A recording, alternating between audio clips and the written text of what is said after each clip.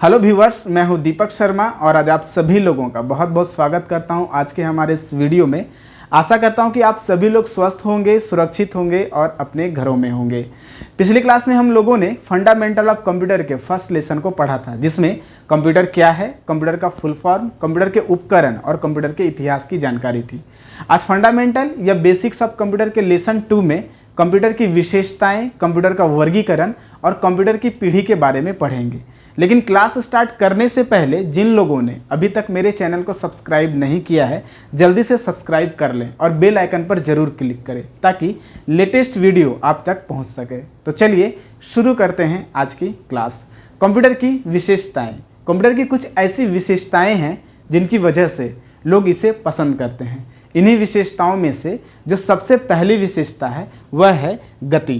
Computer एक तेज़ गति से कार्य करने वाली इलेक्ट्रॉनिक मशीन है जो इंसान की तुलना में बहुत तेज़ गति से कार्य करती है और इसकी तीव्रता प्रति सेकेंड्स, प्रति मिली सेकेंड्स, प्रति माइक्रो सेकेंड्स और प्रति नैनो सेकेंड में मापी जाती है। एक्यूरेसी। एक्यूरेसी का मतलब शुद्धता। कंप्यूटर तेज़ गति के साथ साथ एक्यूरेट भी होता है। अगर मनुष्य सही इंस्ट्रक्शन दें तो 100% कंप्यूटर भी सही रिजल्ट देगी। इसके परिणामों की शुद्धता मानव परिणामों की तुलना में बहुत ज़्यादा होती है। कंप्यूटर की विशेषताओं में से जो तीसरी विशेषता है वह है ऑटोमेशन। कंप्यूटर को एक बार निर्देश देने पर जब तक कि कार्य पूरा नहीं हो जाए वह स्वचालित रूप से बिना रुके और बिना थके कार्य करता रहता है। उदाहरण के लिए, जब हम कंप्यूटर को 100 पेज प्रिंट करने की कमांड देते हैं तो पूरे 100 पेज प्रिंट करने के बाद ही रुकेगा और यह सभी कार्य कंप्यूटर सॉफ्टवेयर के द्वारा होता है। डिलीजेंस। डिलीजेंस का मतलब होता है परिश्रमी। कंप्यूटर एक मशीन होने के कारण इसे थकान और बोरियत महसूस नहीं होती है और हर बार समान क्षमता से कार्य करने की शक्ति होती है। वर्सटिलिटी। वर्सटिलिटी का मतलब होता है विविधता।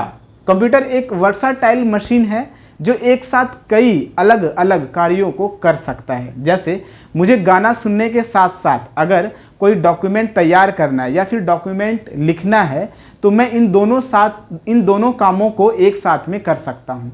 मतलब एक साथ कई विषयों, क्षेत्रों पर कार्य किए जा सकते हैं। रिलायबिलिटी मतलब भरोसेमंद। कंप्यूटर एक भरोसेमंद और विश्वसनीय उपकरण है। इसका जीवन कई वर्षों तक रहता है, इसलिए इस पर लंबे समय तक कार्य किए जा सकते हैं। Storage capability. कंप्यूटर में स्टोरेज कैपेबिलिटी बहुत ज़्यादा होती है।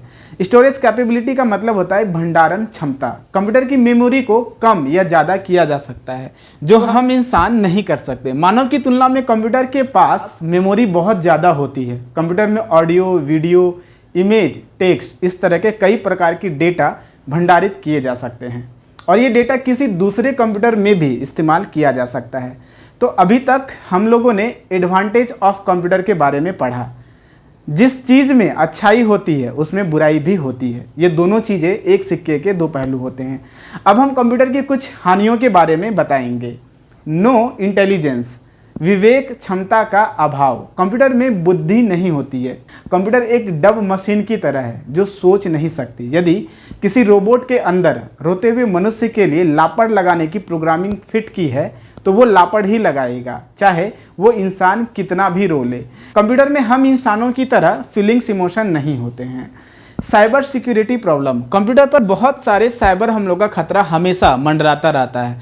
वायरस, पासवर्ड चोरी करना, पेमेंट चुराना, निजी डेटा चुराना, ये सभी नुकसान साइबर हमलों के जरिए आसानी से किए जा सकते हैं।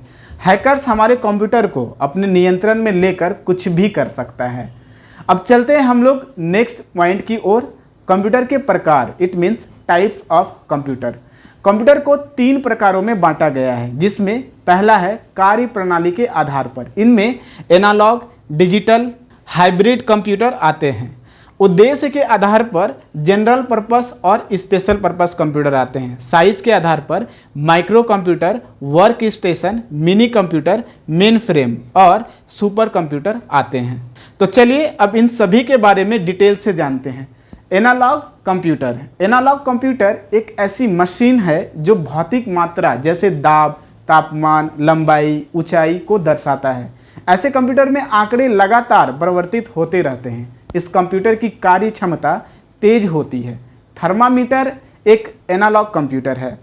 डिजिटल कंप्यूटर सूचनाओं को अंकीय रूप में प्रोसेस करने के लिए बाइनरी सिस्टम का इस्तेमाल करते हैं, जिस वजह से कंप्यूटर गणितीय तथा तार्किक कार्य करने में सक्षम हो जाता है, जैसे कैलकुलेटर।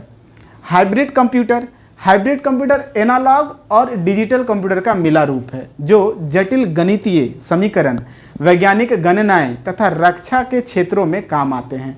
पेट्रोल पंप मशीन और स्पीडोमीटर एक हाइब्रिड कंप्यूटर के उदाहरण हैं। पर्पस के आधार पर कंप्यूटर को दो भागों में बांटा गया है, जनरल पर्पस और special purpose. General purpose computer एक ऐसा कंप्यूटर होता है जो कई कार्यकलापों को एक साथ करने की क्षमता रखता है। आप इसके द्वारा शोध पत्र लिख सकते हैं, अपने घरों में कार्यालय का बजट, व्यवसाय की बिक्री चार्ट तैयार कर सकते हैं। डेस्कटॉप, नोटबुक, ये सभी जनरल पर्पस कंप्यूटर हैं। स्पेशल पर्पस कंप्यूटर, इस प्रकार के कंप्यूटर किसी कार्य विशेष को करने के लिए विकसित किए जाते हैं। इनका कार्य केवल एक ही तरह के कार्य को करना होता है, जैसे मौसम की भविष्यवाणी करना, परिवहन नियंत्रण करना, इस तरह के बहुत सारे काम कर सकते हैं। यह कंप्यूटर जनरल कंप्यूटर की तुलना में अधिक तेज होते हैं, लेकिन ये कंप्यूटर एक जनरल पर्पस कंप्यूटर की भांति भिन्न भिन्न प्रकार के कार्य नहीं कर सकते। साइज के आधार पर कंप्यूटर के प्रकार, साइज के आधार पर जो सबसे पहला है वह है माइक्रो कंप्यूटर। माइक्रो कंप्यूटर को सामान्य उद्देश्य जैसे मनोरंजन, शिक्षा, घर तथा कार्यालय में इस्तेमाल करने के लिए विकसित किया जाता है। यह सभी तरह के कंप्यूटर से सस्ता और हल्का होता है और आकार में भी सबसे छोटा होता है, जैसे पीसीज, नोटबुक, लैपटॉप्स, ये सभी माइक्रो कंप्यूटर हैं। वर्क स्टेशन यह एक ऐसा कंप्यूटर है जो किसी नेटवर्क से जुड़ा होता है और व्यवसाय तथा पेशेवरों को ध्यान में रखकर विकसित किया जाता है। ये कंप्यूटर माइक्रो कंप्यूटर से अधिक तेज और क्षमतावान होते हैं। मिनी कंप्यूटर्स का इस्तेमाल छोटे व्यवसाय तथा व्यावसायिक प्रतिष्ठानों द्वारा किया जाता है। मिनी कंप्यूटर को सिंगल यूजर के लिए विकसित नहीं किया जाता है। इनको एक कंपनी के द्वारा अपने एक विभाग विशेष में किसी कार्य विशेष को करने के लिए उपयोग किया जाता है। मेनफ्रेम कंप्यूटर, यह कंप्यूटर अधिक तेज तथा क्षमतावान होता है। इनका इस्तेमाल सरकारी प्रतिष्ठानों, बड़ी बड़ी कंपनियों द्वारा आंकड़ों को संग्रहित करने के लिए किया जाता है। ये कंप्यूटर आकार में बहुत बड़े होते हैं। सुपर कंप्यूटर मानव द्वारा निर्मित अब तक का सबसे तेज और शक्तिशाली कंप्यूटर है। ये कंप्यूटर आकार में बहुत विशाल एवं खर्चीले होते हैं। इनका उपयोग बड़ी संगठनों द्वारा शोध कार्य, मौसम भविष्यवाणी, तकनीक कार्यों में होता है। अभी तक का सबसे तेज सुपर कंप्यूटर फुगाकू है, जिसे जापान में बनाया गया था। भारत ने सन 1991 में अपना पहला सुपर कंप्यूटर परम 8000 बनाया था। परम कंप्यूटर को भारत सरकार की एक संस्था CDAC ने बनाई थी। भारत का सबसे तेज सुपर कंप्यूटर परम सिद्धि है। रैंकिंग में पूरे विश्व में 63वां स्थान हासिल किया। अब हम लोग कंप्यूटर जनरेशन के बारे में पढ़ेंगे। अब तक कंप्यूटर की 5 पीढ़ियां निर्धारित की जा चुकी है। आज हम आपको कंप्यूटर जनरेशन की पूरी जानकारी देंगे और साथ में प्रत्येक पीढ़ी के कंप्यूटर की विशेषताओं और कुछ कंप्यूटर के नाम भी बताएंगे। कंप्यूटर की प्रथम पीढ़ी की शुरुआत सन 1946 से हुई और 1955 तक मानी गई है, क्योंकि इस समय JP एकर्ट और JW माउचली ने वैक्यूम ट्यूब पर आधारित पहला इलेक्ट्रॉनिक डिवाइस बनाया था। वैक्यूम ट्यूब का आविष्कार सन 1904 में जॉन एम्ब्रोस फ्लेमिंग ने किया था। प्रथम पीढ़ी के कंप्यूटरों में इसी वैक्यूम ट्यूब का इस्तेमाल किया गया था। इन कंप्यूटरों में पंच कार्ड्स, पेपर टेप तथा मैग्नेटिक टेप को इनपुट डिवाइस और आउटपुट डिवाइस के रूप में इस्तेमाल किया जाता था। प्रथम पीढ़ी कंप्यूटरों में मशीनी भाषा का इस्तेमाल प्रोग्रामिंग भाषा के रूप में होता था और मैग्नेटिक ड्रम्स का उपयोग मेमोरी के लिए किया जाता था। यह आकार में बहुत बड़ा, वजनी और बहुत महंगे होते थे। यहाँ पर कुछ प्रथम पीढ़ी के कंप्यूटर्स के नाम हैं, आप इसे नोट कर सकते हैं। सेकेंड जनरेशन कंप्यूटर की समय अवधि 1956 से 1963 तक मानी गई है। इस पीढ़ी के कंप्यूटरों में वैक्यूम ट्यूब के स्थान पर ट्रांजिस्टर का प्रयोग हुआ। ट्रांजिस्टर का आविष्कार सन 1947 में विलियम शॉकली ने किया था। अब कंप्यूटरों में प्राइमरी एवं सेकेंडरी मेमोरी का इस्तेमाल होने लगा। और ये असेंबली एवं हाई लेवल प्रोग्रामिंग लैंग्वेज को सपोर्ट करने लगे थे तथा उनमें मल्टी प्रोग्रामिंग ऑपरेटिंग सिस्टम का प्रयोग होने लगा था। लेकिन अभी भी यह आकार में बहुत बड़ा और बहुत महंगे होते थे। ये सभी दूसरे कंप्यूटर की पीढ़ी के नाम हैं, आप इसे भी नोट्स कर सकते हैं। इसके बाद तीसरी पीढ़ी की कंप्यूटर, इस पीढ़ी में आईसी का इस्तेमाल होने लगा था। आईसी का मतलब इंटीग्रेटेड सर्किट। आईसी का आविष्कार एक इंजीनियर जैक किल्बी ने किया था। एक अकेली आईसी में बहुत सारे ट्रांजिस्टर, रजिस्टर, कैपेसिटर्स समाहित थे। आईसी के आविष्कार ने कंप्यूटर का आकार बहुत छोटा कर दिया। अब इन्हें एक जगह से दूसरी जगह पर आराम से पहुंचा सकते थे और मल्टी प्रोग्रामिंग ओएस मतलब ऑपरेटिंग सिस्टम एवं हाई लेवल प्रोग्रामिंग लैंग्वेज के इस्तेमाल में और सुधार हुआ। साथ ही माउस और कीबोर्ड का इस्तेमाल होने लगा था। ये तीसरी पीढ़ी के कुछ कंप्यूटर्स हैं जो मैं आपको स्लाइड के थ्रू आपको दिखा रहा हूं, तो आप इसे नोट कर सकते हैं। 1971 से 1980 तक का समय चौथी पीढ़ी के लिए माना गया है। इस दौरान आईसी को और अधिक विकसित किया गया। इस समय की आईसीज में लगभग 5000 ट्रांजिस्टर्स आ सकते थे और इसकी कार्य क्षमता 3000 ट्रांजिस्टरों के बराबर थी।